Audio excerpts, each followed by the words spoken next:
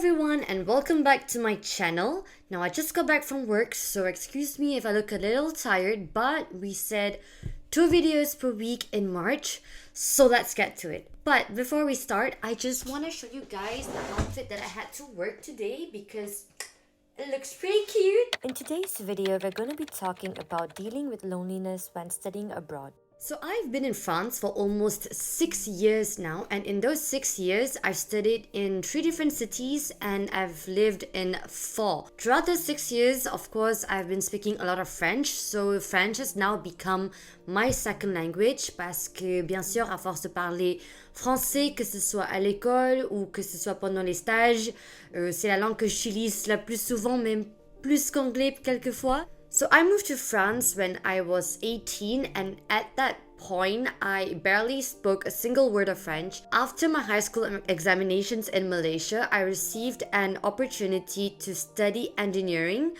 in France. So I had to move away from my hometown, away from my family, friends, and everything that was familiar to it very early on in my life. So moving abroad at a young age can be very terrifying because all of a sudden you just feel this immense amount of solitude.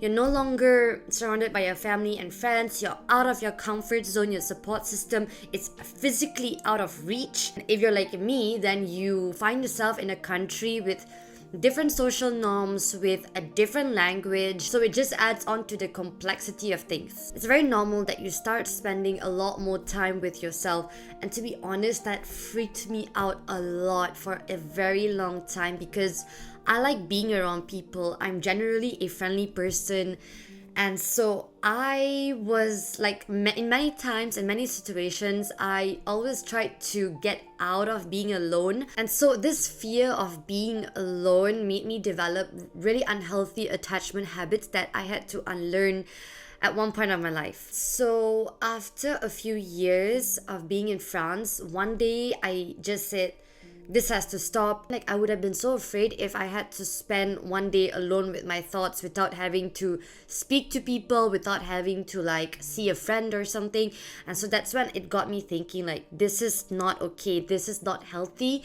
You should be able to be okay with being alone. So when that realization hit, I started to make drastic changes in my life. I had to make decisions that were extremely difficult, but I knew that it had to be done because I had to get over this fear of being alone.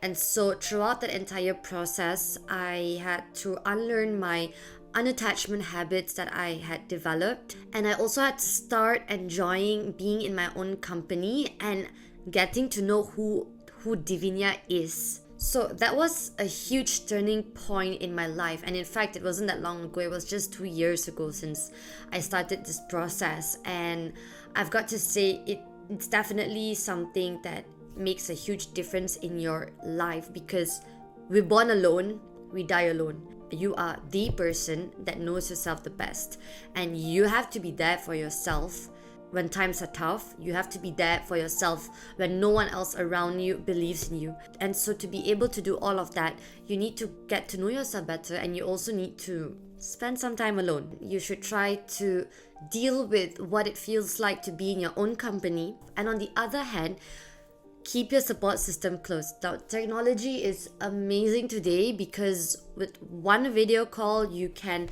keep in touch with your parents, you can keep in touch with your family, friends who are not in the same country as you are. Make use of that. I actually had a hard time dealing with being apart from my grandparents. And so I tried to call them at least every weekend. Even a little call can make such a big difference. So my advice to dealing with feeling alone when you're abroad is by keeping in touch with your family, have a family group chat, send pictures to one another.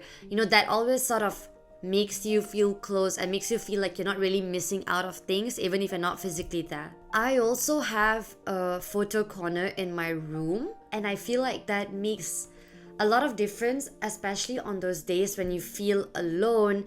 Just looking at your photographs on the wall, It just gives you a lot of reassurance and it takes away a huge burden of that loneliness. So yeah, before moving, select a few photos that mean a lot to you, print it out and put it up on your wall, and I promise you that it'll make you feel a lot less lonely. That's all for this video. Thank you for watching. If you liked it, please do give this video a like and subscribe to my YouTube channel, as that would mean a lot to me. Thank you once again for watching, and I'll see you in my next video. Ciao!